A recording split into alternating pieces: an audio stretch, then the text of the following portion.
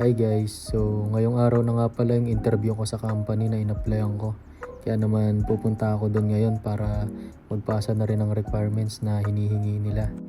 Tumawag na kasi sa akin yung nag-showcase sa akin doon o yung nag-introduce sa akin sa company na yun. At sabi niya nga ay dalhin ko na nga daw yung mga requirements tulad ng bank account, alien card, passport at iba pa. Bali mula sa bahay ay dalawang sakay nga pala kami ng bus bago makapunta doon. Kaya naman pagbaba namin ng unang istasyon ay kumain na muna kami. So dito nga pala kami kumain sa Saizeriya. Paborito nga pala namin tong kainan ni Mrs. dahil bukod nga sa mura masasarap pa yung mga pagkain nila dito. Bale eto na nga yung order namin at pasta nga lang pala yung in-order ko. Hindi ko alam kung anong tawag dito sa in-order ni Mrs. pero masarap yan. Ano yan, fried rice na may cheese tapos meron siyang sauce. Yung sa akin naman mukha lang siyang spaghetti pero malayong malayo yung lasa niya sa spaghetti niluluto natin sa Pinas tuwing may handaan. Pero masarap naman siya, as in masarap talaga. So ayan, tapos na nga kami kumain at ngayon magbabayad naman kami ng mga kinain namin. Dumiretso na nga kami dito sa counter, bale self-service na nga pala yung pagbabayad dito. I-scan mo lang yung bills tapos pipindutin mo lang yung cash tapos ilalagay mo lang yung pera dun sa umiilaw. Tapos pipindutin mo nga lang yung red dun sa screen at kusa na rin lalabas dyan yung sukli.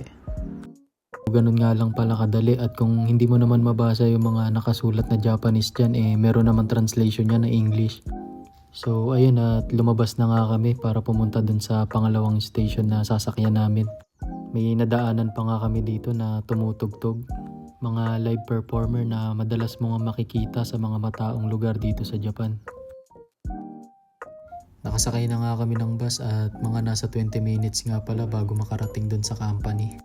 Kung susumahin nga nasa 40 minutes din ang buong biyahe. Dahil nung sumakay kami kanina ng bus nasa 20 minutes lang din yun. So ayan at nandito na nga kami. Bali ayun nga pala yun yung building na puti. Blinerd ko nga lang pala yung pangalan ng company for privacy. Dahil dito sa Japan maselan nga yung ibang company at hindi natin alam baka hindi pwedeng i-video. Saglit lang pala kami dun sa loob dahil saglit lang din naman yung interview sa akin at nagpasa lang ako ng mga requirements. Pauwi na nga kami ni Mrs. at pag uwi nga namin may nadaanan din kami na takoyaki. Sakto gutom na rin kami kaya naman bumili na rin kami para pag uwi namin meron kaming makain na merienda.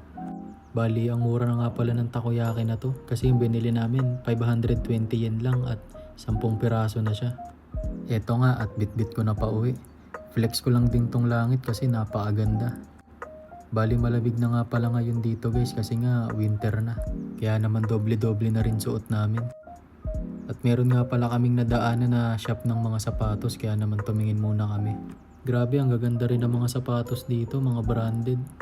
New Balance, Fila, tsaka Adidas. Di naman kami bibili, bali tingin-tingin lang kami ni Mrs. Para kung sakaling may magustuhan pwede namin balikan. Tsaka malapit lang din kasi ito sa bahay namin, bali paglabas tatawid ka lang ng kalsada at may kita mo na tong shop.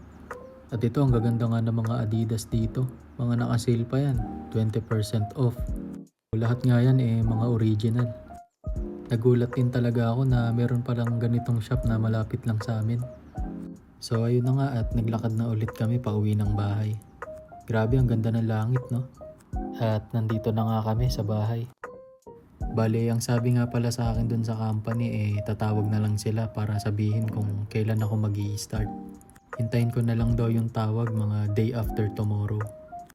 At sa wakas ay nakapasok na rin kami. Grabe kasi yung lamig sa labas.